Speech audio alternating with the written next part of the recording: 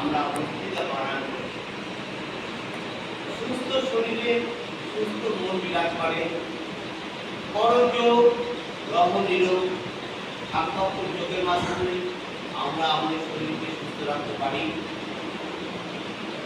প্রতিদিন যদি নিয়মিত আমরা 1 থেকে 1.5 ঘন্টা আমাদের শরীরের জন্য সময় দিই, তাহলে আমরা আগামীতে সুস্থ থাকতে পারবো।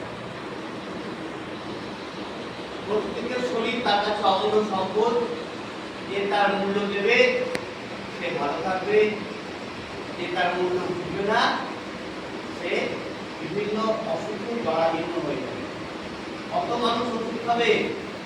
একমাত্র যোগের মাধ্যমে এবং কিছু আহারের বিধিনিষেধের মাধ্যমেই আমরা আমাদের শরীরকে ভালো রাখতে পারবো এবং আমাদের সবসময় জন্য চিন্তা ভাবনা সবাই ভালো থাকুক, সুস্থ থাকুক, আমরা নিজেরাও ভালো থাকবো, এটাই ঈশ্বরের কাছে প্রার্থনা করি।